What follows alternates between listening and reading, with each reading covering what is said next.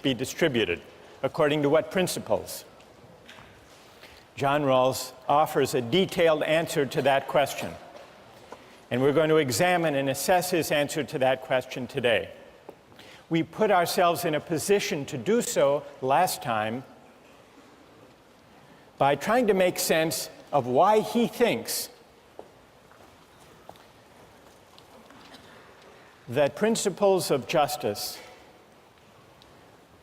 are best derived from a hypothetical contract. And what matters is that the hypothetical contract be carried out in an original position of equality behind what Rawls calls the veil of ignorance. So that much is clear.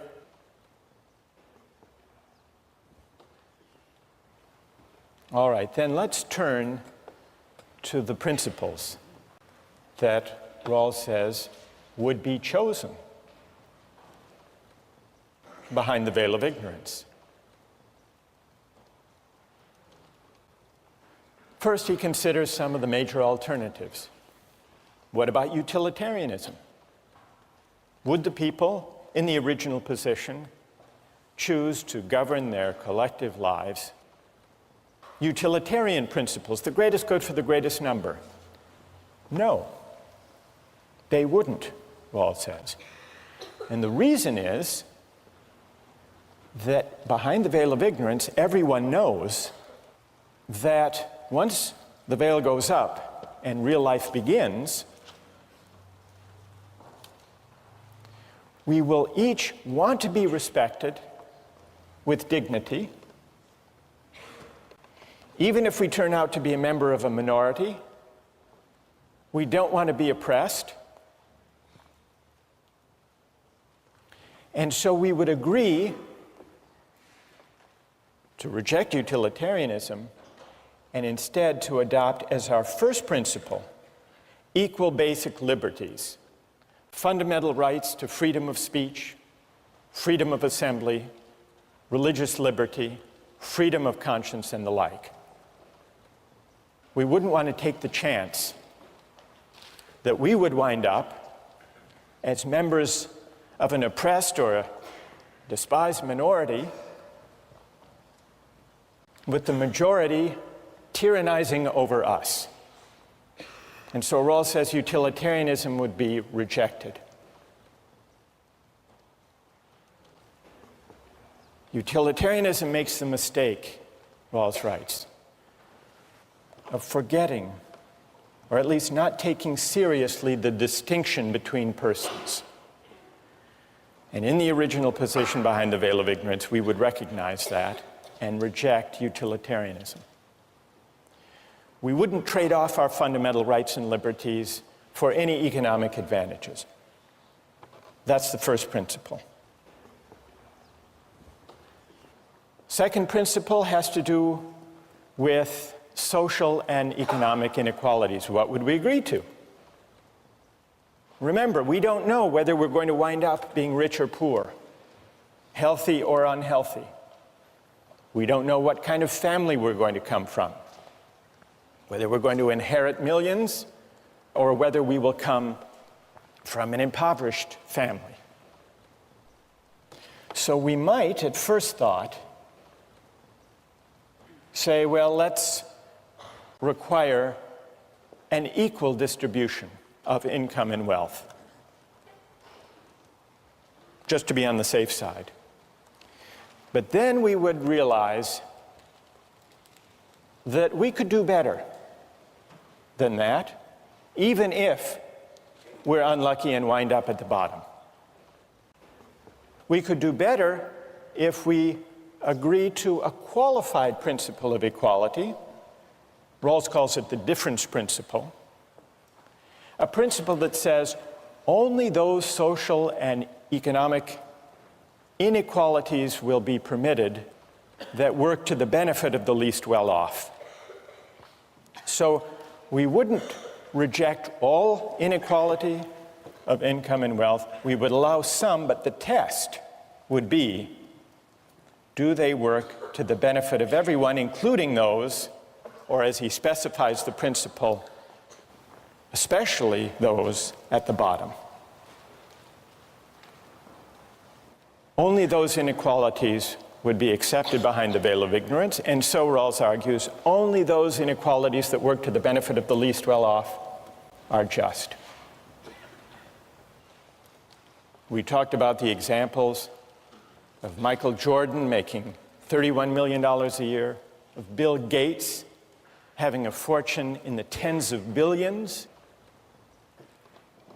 Would those inequalities be permitted under the difference principle? Only if they were part of a system, those wage differentials, that actually work to the advantage of the least well-off. Well, what would that system be? Maybe it turns out that as a practical matter, you have to provide incentives to attract the right people to certain jobs. And when you do, having those people in those jobs will actually help those at the bottom. Strictly speaking, Rawls's argument for the difference principle is that it would be chosen behind the veil of ignorance.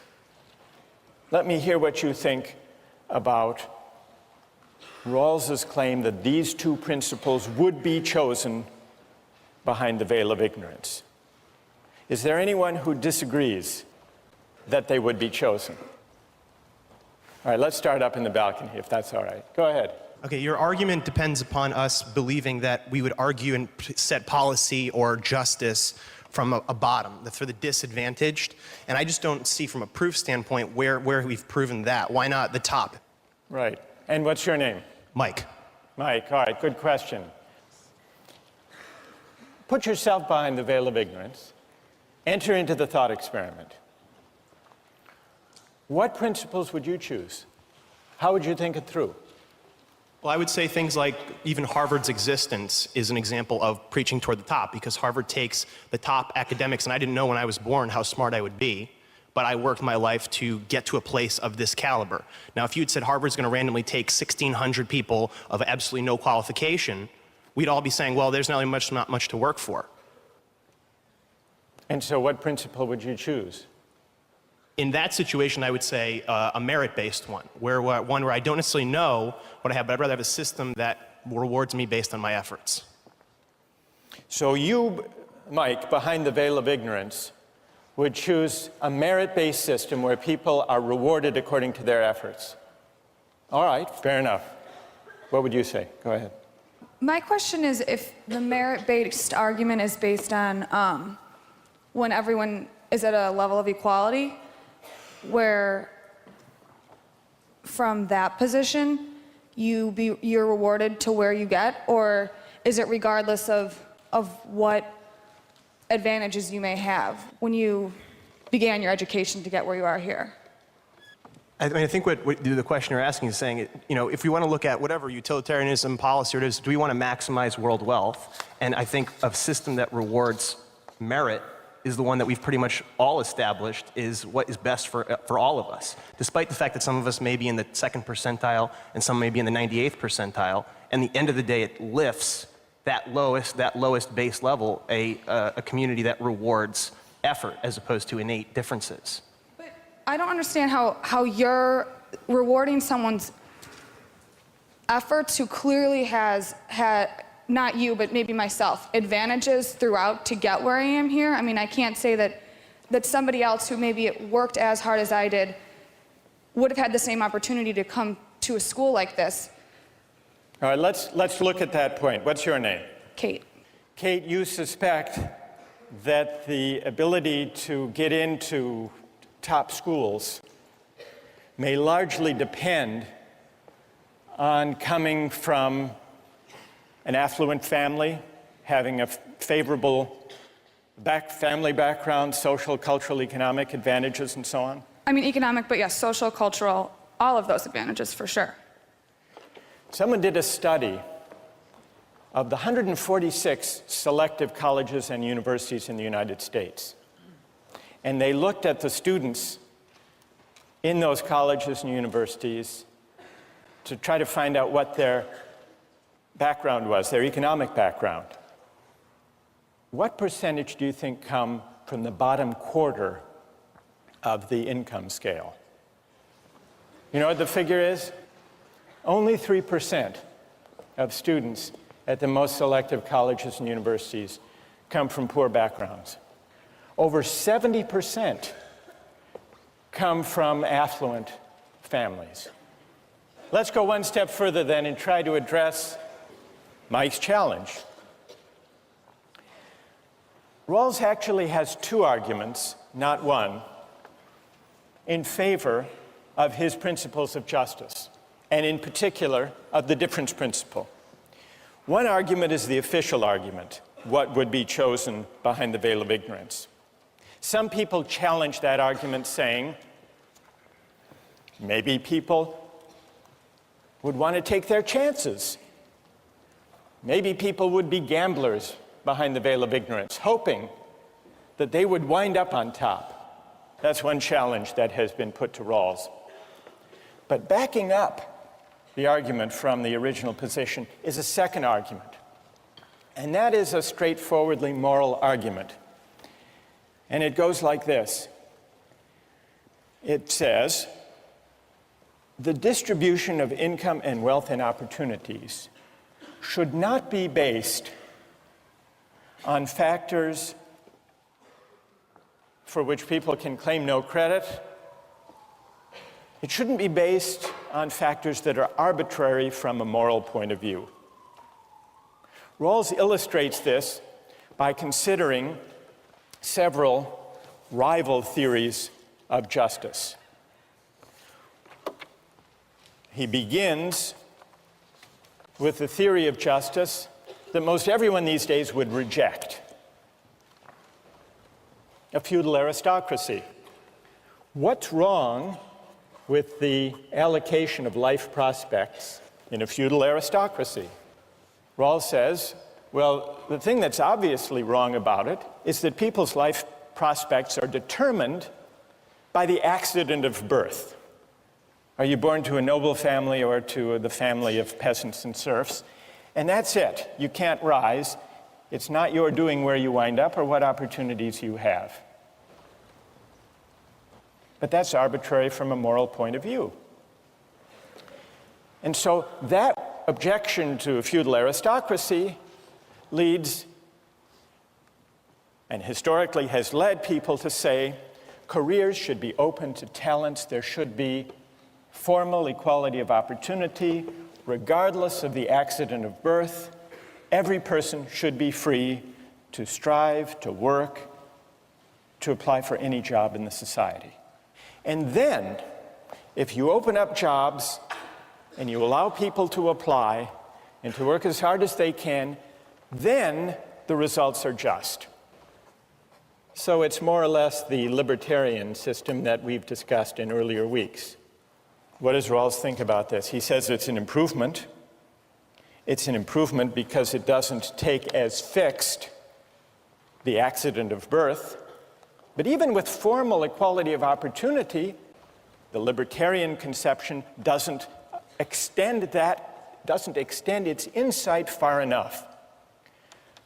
Because if you let everybody run the race, everybody can enter the race, but some people start at different starting points, that race isn't going to be fair.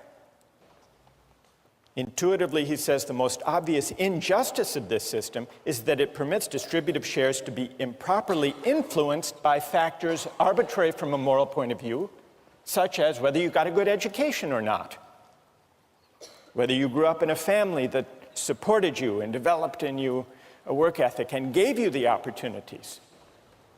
So that suggests moving to a system of fair equality of opportunity. And that's really the system that Mike was advocating earlier on, what we might call a merit-based system, a meritocratic system. In a fair meritocracy, the society sets up institutions to bring everyone to the same starting point before the race begins. Equal educational opportunities, Head Start programs, for example, support for schools in impoverished neighborhoods, so that everyone, regardless of their family background, has a genuinely fair opportunity, everyone starts from the same starting line. Well, what does Rawls think about the meritocratic system?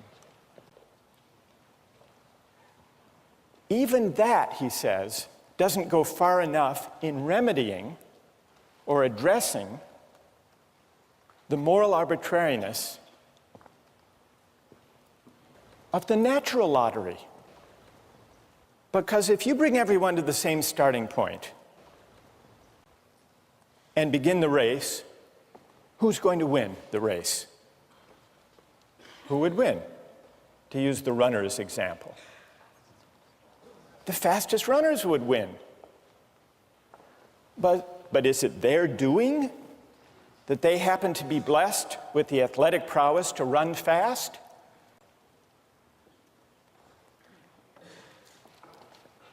So Rawls says even the principle of meritocracy, where you bring everyone to the same starting point, may eliminate the influence of social contingencies and upbringing, but it still permits the distribution of wealth and income to be determined by the natural distribution of abilities and talents.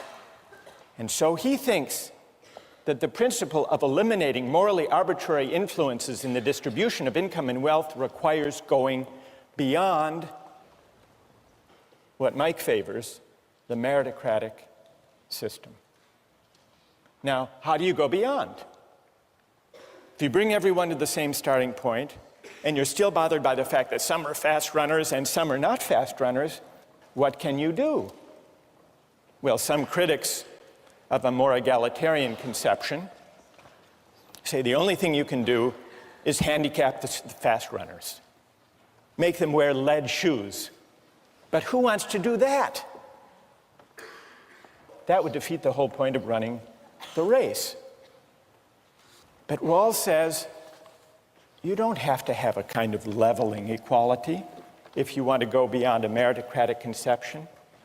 You permit, you even encourage those who may be gifted to exercise their talents. But what you do is you change the terms on which people are entitled to the fruits of the exercise of those talents.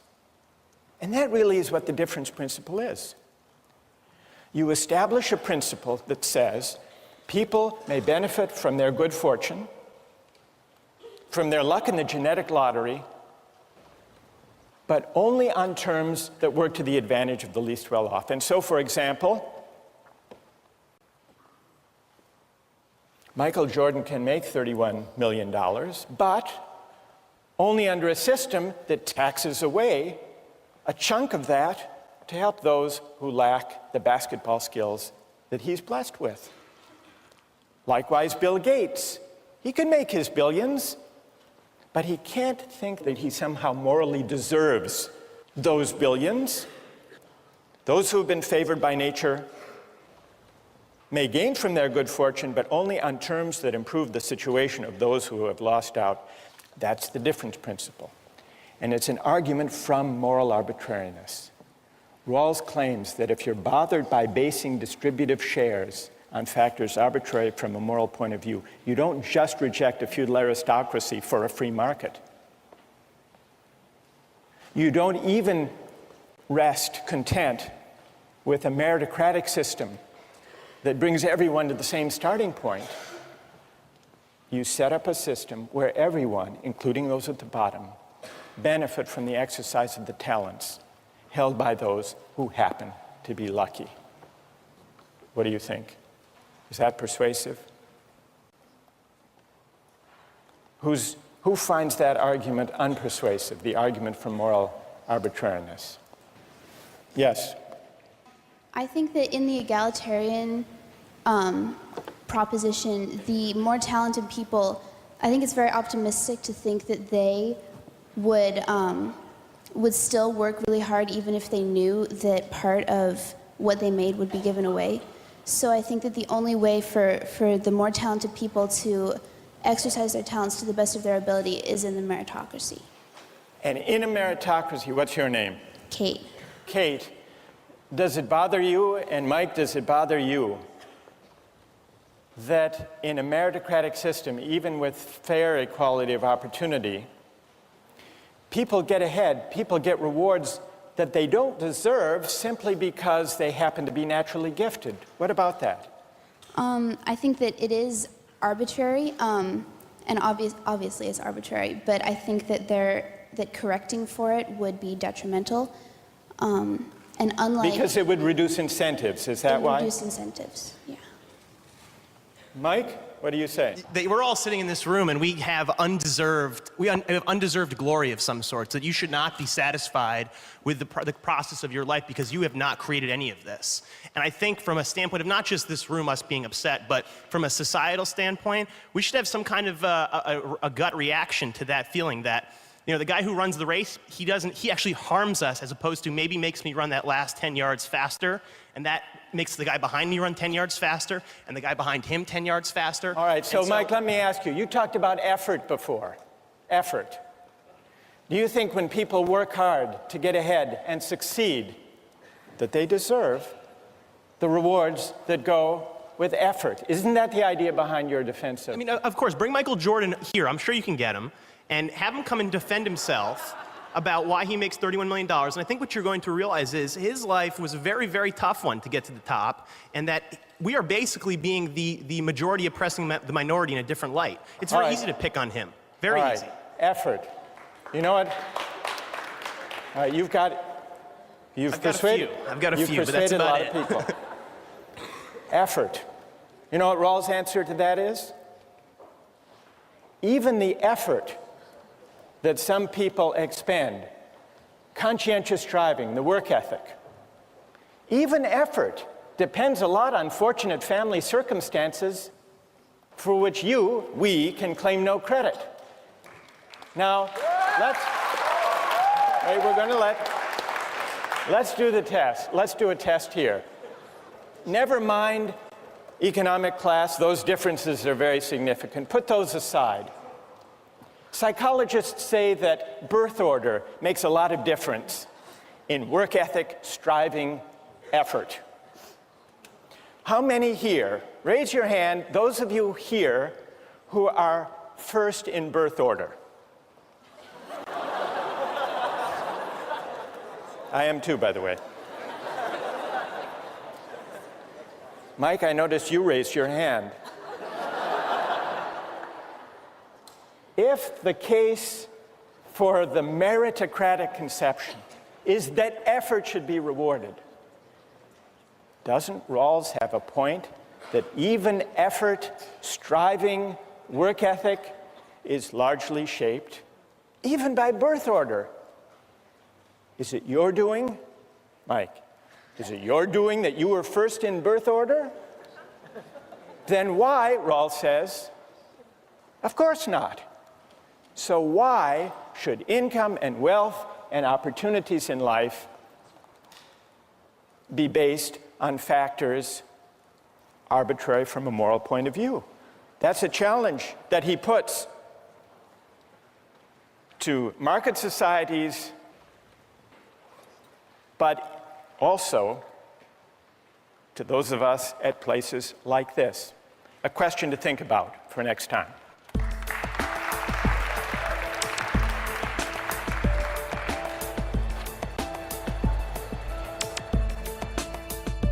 A justice of the United States Supreme Court. What do they make? It's just under $200,000. But there's another judge who makes a lot more than Sandra Day O'Connor. Do you know who it is? Judge Judy. How did you know that? Judge Judy, you know how much she makes? $25 million. Now, is that just? Is it fair? We ended last time with that remarkable poll. Do you remember? The poll about birth order. What percentage of people in this room raised their hands? Was it to say that they were the firstborn? 75, 80%? And what was the significance of that if you're thinking about these theories of distributive justice? Remember, we were discussing 3 different theories of distributive justice, 3 different ways of answering the question, how should income and wealth and opportunities and the good things in life be distributed? And so far, we've looked at the libertarian answer that says the just system of distribution is a system of free exchange, a free market economy, against a background of formal equality, which simply means that jobs and careers are open to anyone. Rawls says this represents an improvement over aristocratic and caste systems because everyone can compete for every job, careers open to talents. And beyond that, the just distribution is the one that results from free exchange, voluntary transactions. No more, no less. Then Rawls argues, if all you have is formal equality, jobs open to everyone, the result is not going to be fair. It will be biased in favor of those who happen to be born to affluent families, who happen to have the benefit of good educational opportunities. And that accident of birth is not a just basis for distributing life chances. And so many people who notice this unfairness, Rawls argues, are led to embrace a system of fair equality of opportunity. That leads to the meritocratic system. Fair equality of opportunity. But Rawls says, even if you bring everyone to the same starting point in the race, what's going to happen? Who's going to win?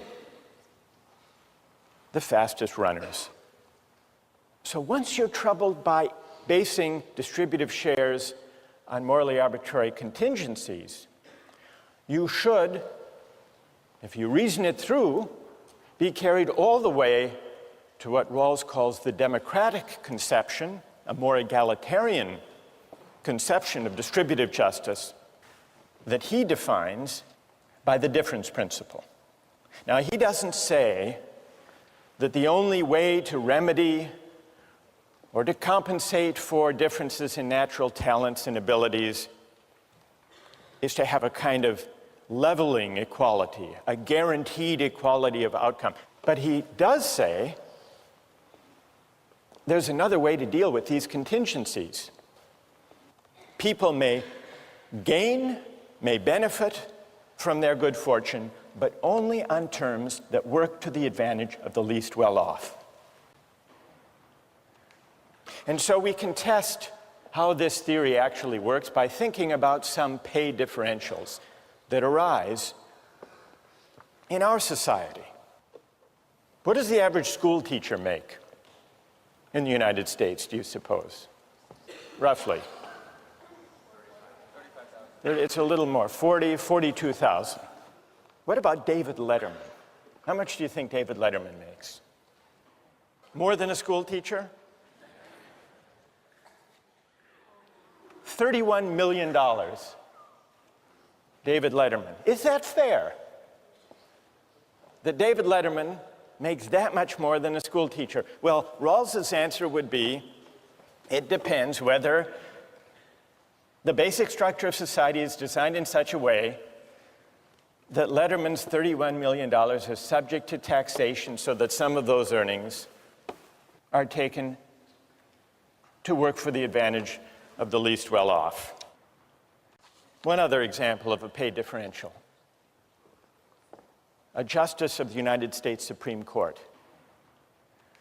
What do they make? It's just under $200,000. Here's Sandra Day O'Connor, for example. There she is. But there's another judge who makes a lot more than Sandra Day O'Connor. Do you know who it is? Judge Judy. How did you know that? You watch? You know, but you've heard, you're right. Judge Judy, you know how much she makes? There she is. $25 million. Now, is that just? Is it fair? Well, the answer is it depends whether this is against a background system in line with the difference principle, where those who come out on top in terms of income and wealth are taxed in a way that benefits the least well-off members of society. Now, we're going to come back to these wage differentials, pay differentials, between a real judge and a TV judge, the one Marcus watches all the time. What I want to do now is return to these theories and to examine the objections to Rawls's more egalitarian theory, the difference principle. There are at least 3 objections to Rawls's difference principle. One of them came up last time in the discussion, and a number of you raised this worry. What about incentives? Isn't there the risk if taxes reach 70, 80, 90% marginal rate that Michael Jordan won't play basketball, that David Letterman won't do late night comedy, or that CEOs will go into some other line of work? Now, who among those who are defenders of Rawls, who has an answer to this objection about the need for incentives? Yes, go ahead, stand up. Rawls's idea is that there should only be so much difference that it helps the least well-off the most. So if there's too much equality, then the least well-off might not be able to watch late-night TV or might not have a job because their CEO doesn't want to work. So you need to find the correct balance where taxation still leaves enough incentive for the least well-off to benefit from the talents. Good. And what's your name? Tim. Tim. All right. So Tim is saying, in effect, that Rawls takes account of incentives and could allow for pay differentials and for some adjustment in the tax rate to take account of incentives. But, Tim points out, the standpoint from which the question of incentives needs to be considered is not the effect on the total size of the economic pie, but instead from the standpoint of the effect of incentives or disincentives on the well-being of those at the bottom. Right? Good, thank you. I think that is what Rawls would say. In fact, if you look in section 17, where he describes the difference principle, he allows for incentives. The naturally advantaged are not to gain merely because they are more gifted, but only to cover the costs of training and education and for using their endowments in ways that help the less fortunate as well. So you can have incentives. You can adjust the tax rate if taking too much from David Letterman or from Michael Jordan or from Bill Gates winds up actually hurting those at the bottom. That's the test. So incentives, that's not a decisive objection against Rawls's difference principle. But there are 2 weightier, more difficult objections. One of them comes from defenders of a meritocratic conception. The argument that says, what about effort? What about people working hard, having a right to what they earn because they've deserved it, they've worked hard for it? That's the objection from effort and moral desert. Then there's another objection that comes from libertarians, and this objection has to do with reasserting the idea of self-ownership. Doesn't the difference principle, by treating our natural talents and endowments as common assets, doesn't that violate the idea that we own ourselves? Now, let me deal first with the objection that comes from the libertarian direction. Milton Friedman writes in his book, Free to Choose, life is not fair. And it's tempting to believe that government can rectify what nature has spawned. But his answer is,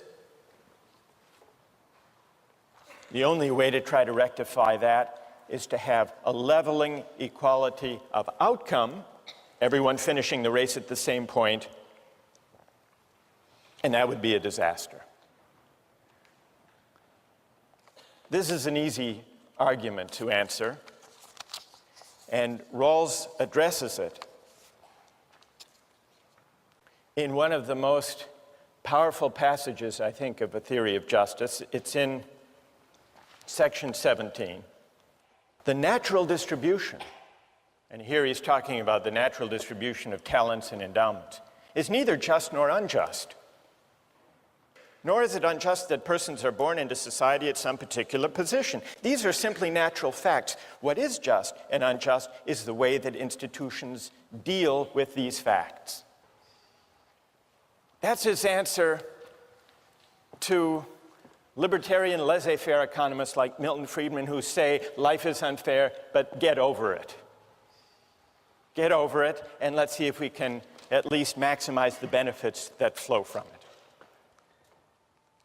But the more powerful libertarian objection to Rawls is not from the libertarian economists like Milton Friedman. It's from the argument about self-ownership, developed, as we saw, in Nozick.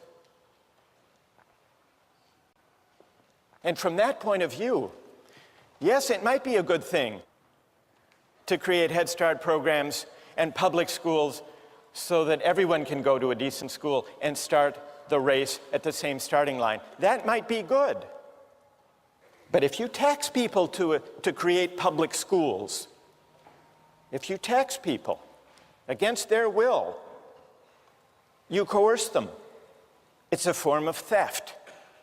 If you take some of Letterman's 31 million, tax it away to support public schools against his will, the state is really doing no better than stealing from him. It's coercion. And the reason is, we have to think of ourselves as owning our talents and endowments, because otherwise we're back to just using people and coercing people. That's the libertarian reply. What's Rawls' answer to that objection?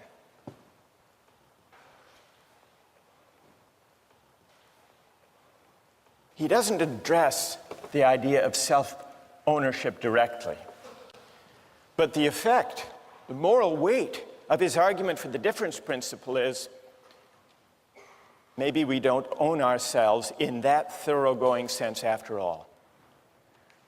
Now, he says this doesn't mean that the state is an owner in me in the sense that it can simply commandeer my life. Because remember, the first principle we would agree to behind the veil of ignorance is the principle of equal basic liberties: freedom of speech, religious liberty, freedom of conscience, and the like. So the only respect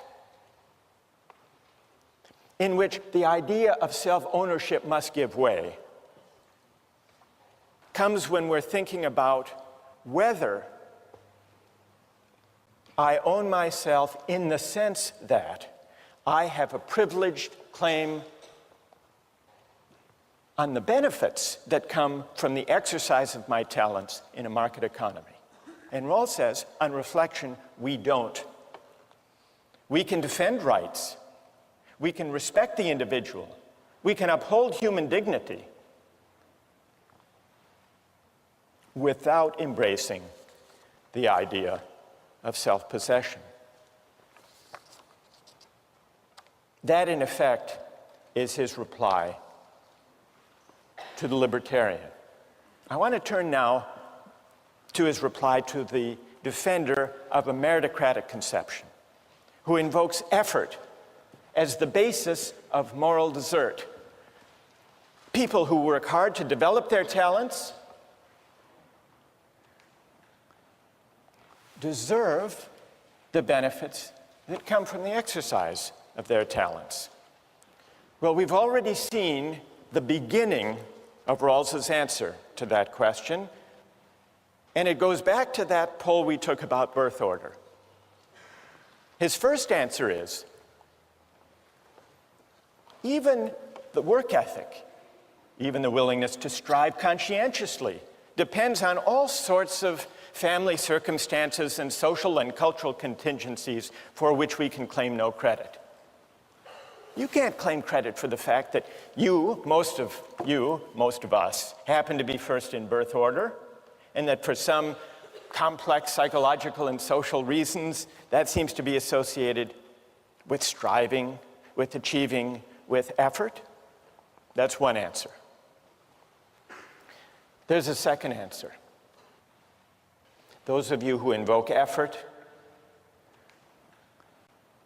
you don't really believe that moral desert attaches to effort. Take two construction workers. One is strong and can raise 4 walls in an hour without even breaking a sweat. And another construction worker is small and scrawny and has to spend 3 days to do the same amount of work. No defender of meritocracy is going to look at the effort of that weak and scrawny construction worker and say, therefore, he deserves to make more. So it isn't really effort. This is the second reply to the meritocratic claim.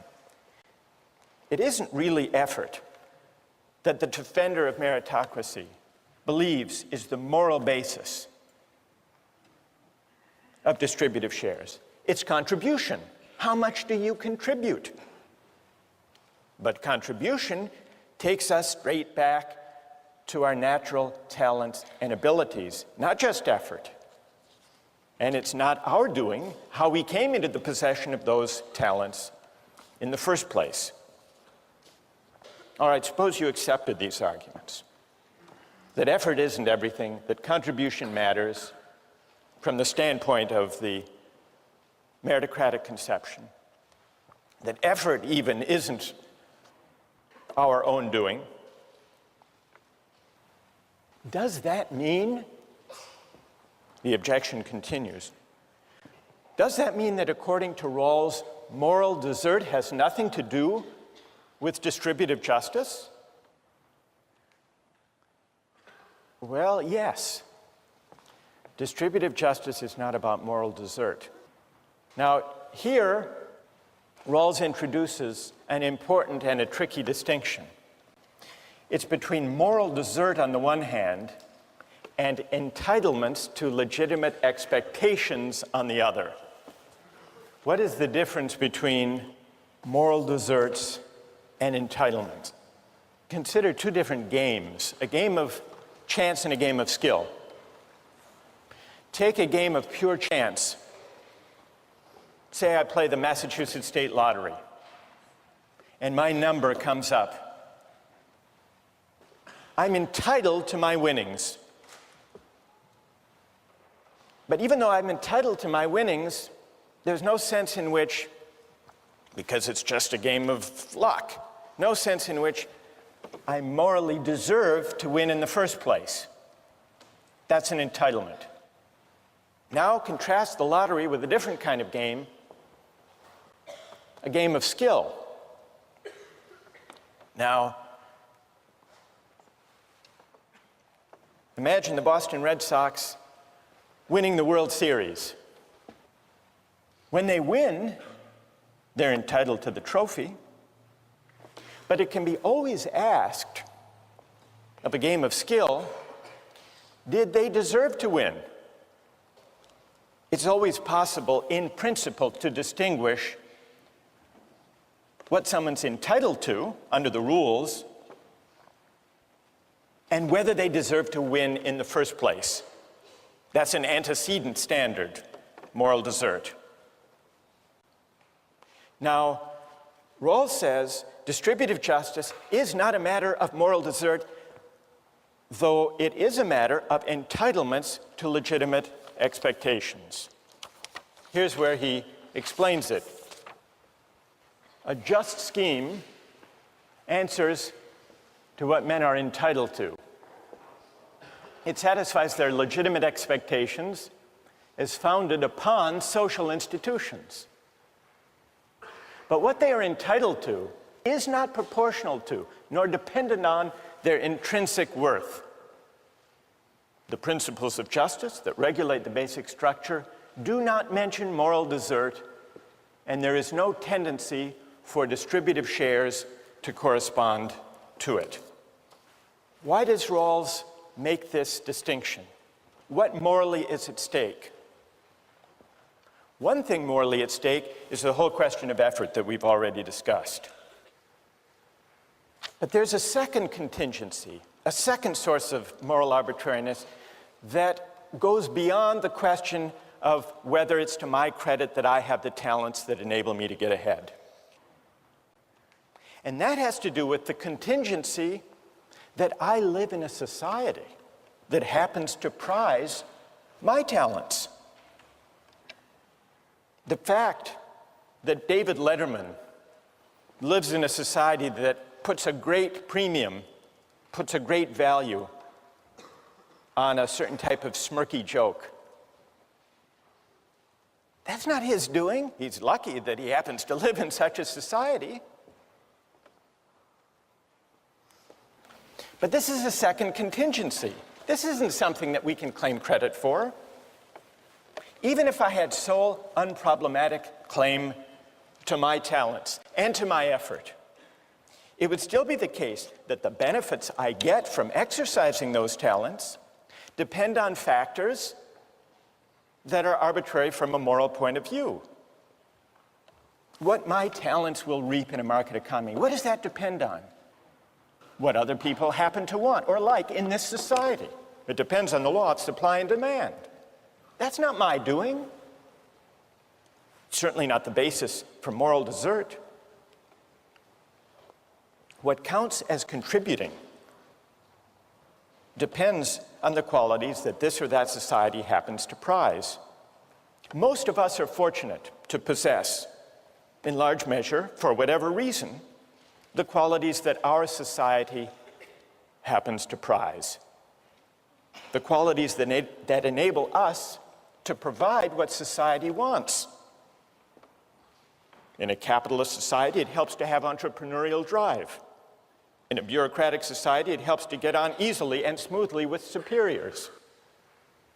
In a mass democratic society, it helps to look good on television and to speak in short, superficial sound bites.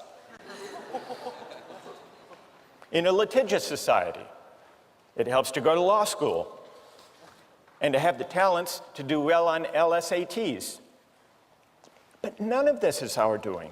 Suppose that we, with our talents, inhabited not our society, technologically advanced, highly litigious, but a hunting society or a warrior society. What would become of our talents then? They wouldn't get us very far. No doubt some of us would develop others. But would we be less worthy? Would we be less virtuous? Would we be less meritorious if we lived in that kind of society rather than in ours? Rawls's answer is no. We might make less money, and properly so. But while we would be entitled to less, we would be no less worthy, no less deserving than we are now. And here's the point: the same could be said of those in our society who happen to hold less prestigious positions, who happen to have fewer of the talents that our society happens to reward. So here's the moral import of the distinction between moral desert and entitlements to legitimate expectations. We are entitled to the benefits that the rules of the game promise for the exercise of our talents. But it's a mistake and a conceit to suppose that we deserve in the first place a society that values the qualities we happen to have in abundance. Now, we've been talking here about income and wealth. What about opportunities and honors? What about the distribution of access, of seats in elite colleges and universities? It's true. All of you, most of you firstborn, worked hard, strived, developed your talents to get here.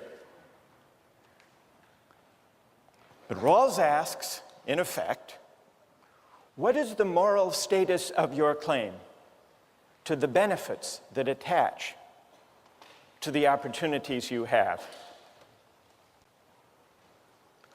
Are seats in colleges and universities a matter, a kind of reward, an honor for those who deserve them because they've worked so hard?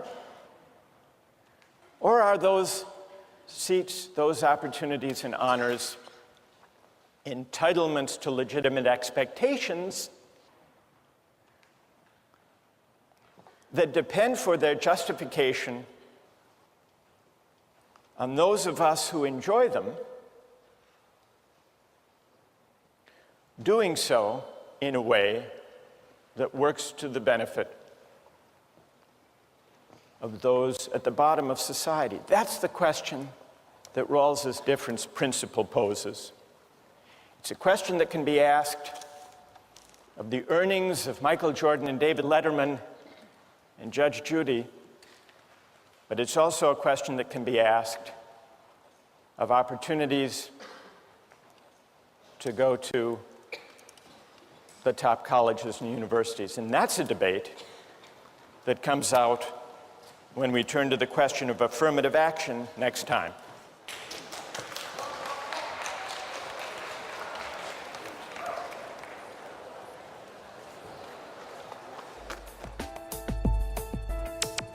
Don't miss the chance to interact